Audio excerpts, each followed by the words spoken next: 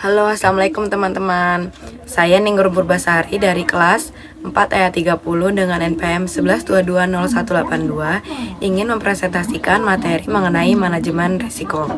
Manajemen risiko adalah sebuah metode yang terorganisir secara sistematik dan logis yang dilakukan untuk mengarahkan, mengidentifikasi, memonitor, menetapkan solusi, melaporkan risiko, dan mengelola organisasi dalam rangka untuk menangani risiko.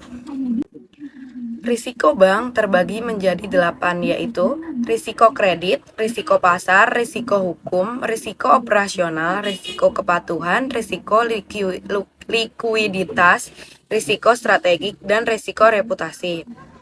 Risiko kredit adalah risiko yang timbul akibat kegagalan pihak lain atau debitur dalam memenuhi kewajibannya kepada kreditur untuk membayar kembali pinjaman beserta bunganya. Risiko pasar adalah risiko kerugian yang timbul akibat perubahan nilai aset keuangan yang dimiliki oleh suatu entitas berupa bank, perusahaan, atau investor akibat perubahan kondisi pasar. Risiko hukum adalah risiko kerugian yang timbul akibat tuntutan hukum, denda, atau sanksi hukum lainnya yang dihadapi oleh suatu entitas. Risiko operasional adalah risiko kerugian yang timbul akibat kegagalan atau gangguan dalam proses internal, infrastruktur, atau sistem teknologi informasi suatu entitas. Selanjutnya yaitu risiko kepatuhan. Risiko kerugian yang timbul akibat kegagalan suatu entitas seperti bank, perusahaan, atau organisasi untuk mematuhi peraturan dan perundang-undangan yang berlaku. Risiko likuiditas adalah risiko kerugian yang timbul akibat ketidakmampuan suatu entitas untuk memenuhi kewajiban yang jatuh tempo. Risiko strategik adalah risiko kerugian yang timbul akibat kegagalan satu entitas untuk mencapai tujuan strategiknya. Risiko reputasi adalah risiko kerugian yang timbul akibat kerusakan reputasi suatu entitas.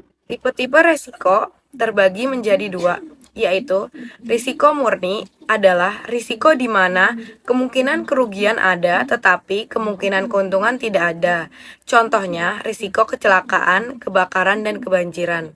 Risiko spekulatif adalah risiko di mana kita mengharapkan terjadinya keuntungan tetapi seringkali juga tidak dapat menghindari kerugian. Potensi kerugian dan keuntungan dalam risiko ini contohnya dalam jual beli saham.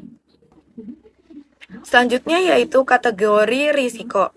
Terbagi menjadi 4. Yang pertama, risiko statis adalah risiko yang muncul dari kondisi keseimbangan tertentu. Contohnya, risiko terkena petir karena muncul dari kondisi alam tertentu. Yang kedua, risiko dinamis adalah risiko yang muncul dari perubahan kondisi tertentu. Contohnya, perubahan kondisi masyarakat. Yang ketiga, risiko objektif, yaitu risiko yang didasarkan pada observasi parameter yang objektif. Contohnya, fluktuasi harga di pasar modal untuk return saham sebesar 25%. Selanjutnya yaitu risiko subjektif adalah risiko objektif return saham sebesar 25% dinilai berbeda oleh masing-masing investor.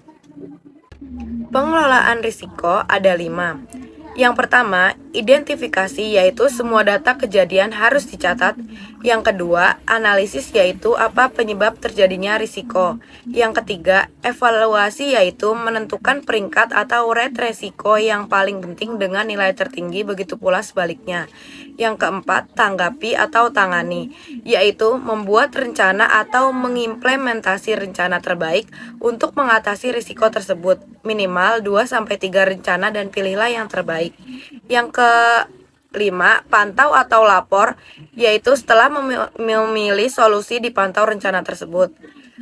Jika masih belum menangani masalah tersebut, kembali ke langkah awal, begitu pula seterusnya sampai masalah tertangani.